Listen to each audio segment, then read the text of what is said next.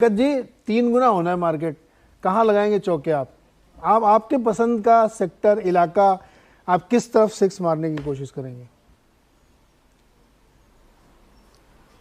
देखो नीरज जी, बिल्कुल at end of the day जो भी व्यूअर्स आपका प्रोग्राम देख रहे हैं, जो आपका चैनल है, they are interested how to make money. And कहो ना कहो, ज्यादातर का इंटरेस्ट है how to make money fast.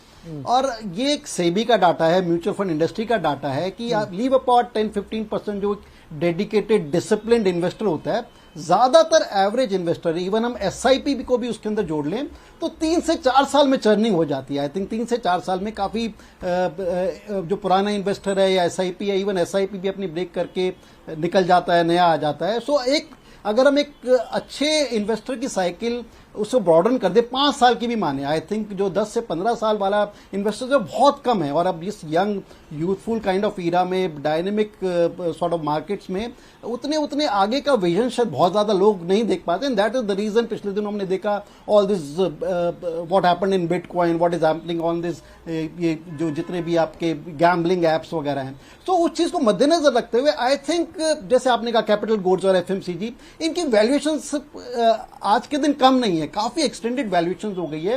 And again coming back to my K shape recovery kind of theory, अगर आप देखेंगे, जैसे अगर आप हाउसिंग में देखें, रियल एस्टेट में देखें, तो जब मास हाउसिंग वाली जो कंपनीज हैं, they have not perform well. और जो लग्जूरियस, एक्स्ट्रा लग्जूरियस स्पेस में जो कंपनीज हैं, they have been doing well. I am talking about in terms of जो स्टॉक के रिटर्न्स आए हैं। इस तरह से अगर अब आप जैसे आप सेक्टर की बात कर रहे थे, किन सेक्टर से, without naming any stock, pharma में अगर आप देखें तो बहुत स्लगिशनेस रही है post covid, but sort of pseudo to pharma, ancillary to pharma. अगर आप हॉस्पिटल सेक्टर के अगर आप 5-6 दिग्गज काउंटर्स देखेंगे हमारी मार्केट में, they have done exceedingly well in last से 1 ईयर और लास्ट 7-8 मंथ्स। तो opportunities are to be observed, opportunities are to be latched upon. और हम उसी जो पुराने, जैसा मैंने कहा कि let's not remain in that old era of all this Adani stocks, Ambani stocks, Birla stocks.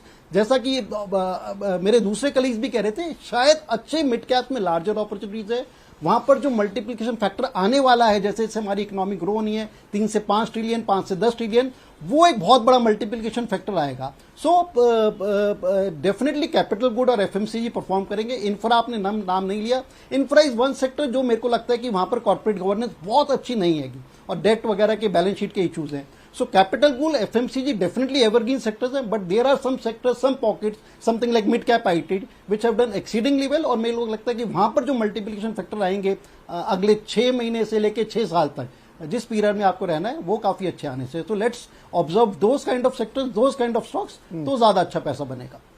तो वो कौन से सेक्टर होंगे अगर आपको इन दो से अलग भी कोई अच्छा लगता है तो? नहीं, I think Neeraj ji, broadly sectors इन्हीं के रहेंगे। जैसा मैंने कहा कि सबसेट ऑफ दी सेक्टर, जैसे फार्मा है, फार्मा आज से 1 साल पहले तक या 2 साल पहले तक people were hook to all this Sun Pharma, Lupin, Ciplas, but उन्होंने कुछ नहीं किया। पंकज जी, फार्मा में एक कंफ्यूजन है मेरे दर्शकों को। फार्मा एक बहुत बड़ा और बड़ा वेरिड सेक्टर है। इसमें कुछ कंपनियां जो जेनरिक दवा बनाती हैं, कुछ कंपनियां जो सीडीएमओ काम करती हैं, कुछ कंपनियां सिर्फ प्लेटफॉर्म का काम करती हैं, फिर इसमें हॉस्पिटल भी है, फिर इसमें पैथोलॉजी वाले भी हैं। बहुत बड़ा सेक्टर है, इसको थोड़ा सा नैरो करिए इसको। नहीं, अगर आप again without naming a particular stock, अगर एक और सेक्टर स्पेसिफिक होना हो, I think auto ancillary, autos तो डेफिनेटली देव डन वेल। जो हमारे दिग्गज काउंटर्स हैं, हम उनकी बात भी कर सकते हैं, महिंद्रा हुए, मारुति हुए, they've done exceedingly well. But auto ancillary as a space मेरे को लगता है अभी भी मैच्योर हो रही है और काफी बड़ी मैच्योरिटी पे जा सकती है। जिस तरह से हम एक्सपोर्ट कर रहे हैं बाहर के देशों में, जिस तरह से प्रोडक्शन लेवल सारी कंपनीज बात कर रही है, चाहे वो महिंद्रा हो, चाहे वो मारुति हो, मारुति बात कर रही है कि हम एक और नया प्लांट लगाएंगे जिसमें 1 लाख व्हीकल्स पर मंथ बनाएंगे, that will cater only to the export sector.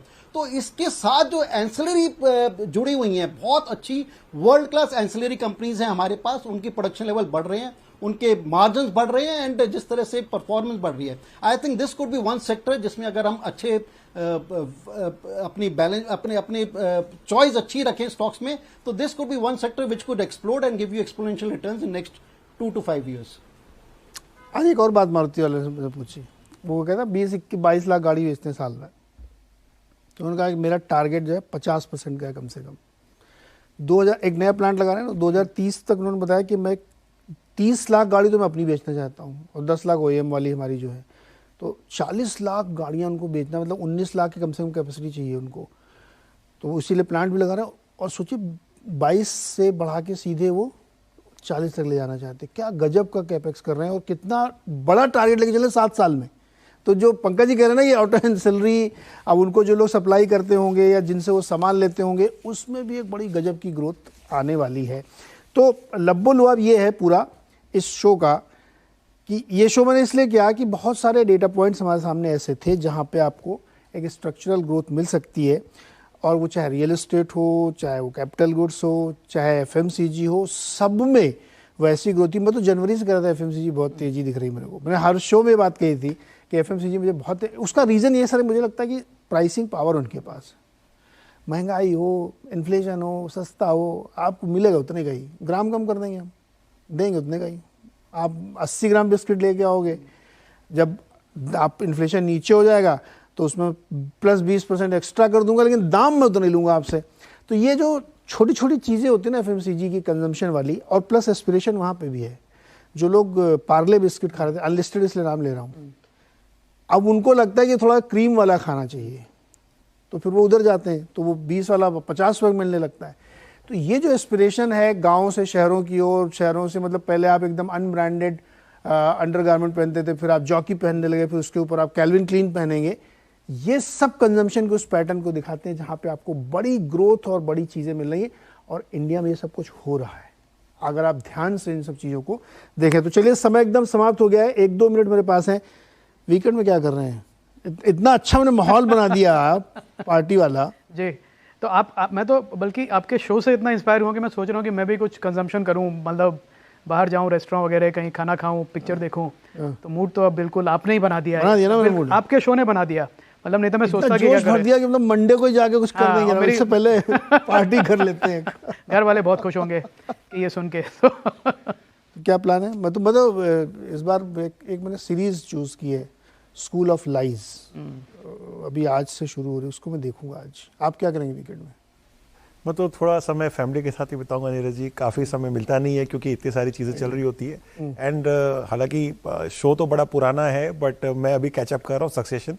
अच्छा, मुझे लग रहा है कि इंटरेस्टिंग है, एक इंटरेस्टिंग टेक है, तो होपफुली उसके कई एपिसोड्स मैं कवर करूँगा। नहीं देखना चाहिए, देखिए पुराना नया कुछ नहीं होता है, सब फिक्शनल स्टोरीज होती हैं। कोई ऐसा थोड़ी न्यूज आइटम आदमी देखा तो पुराना हो गया। मैं तो बहुत पुराने मैंने अभी तक वो बहुत सारे गेम ऑफ थ्रोन्स नहीं देखा। मैंने अभी सोचा, मैं हिम्मत नहीं पड़ रही कब से शुरू करूँ। पंकज जी, वीकेंड का प्लान क्या है?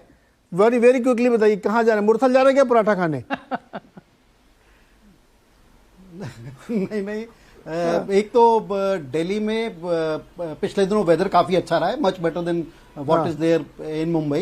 And I being almost a teetotaller, तो एक अच्छा खाना खाएंगे फैमिली के साथ, अच्छी आइसक्रीम खाएंगे, एंड अच्छी सीरीज, जैसे मैं जुबली सीरीज से कैचअप कर रहा हूँ, बहुत ही अच्छी हिंदी की सीरीज है।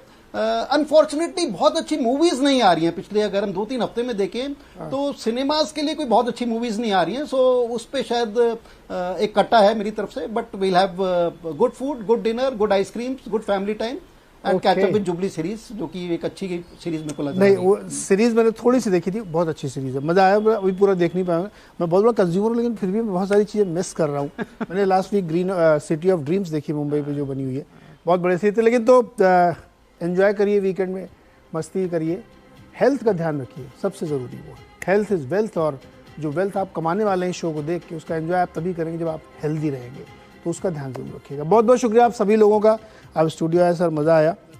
अगले हफ्ते फिर किसी एक टॉपिक पर हम लोग ऐसे ही चर्चा करेंगे। आज के लिए फिलहाल इतना ही, बहुत बहुत शुक्रिया।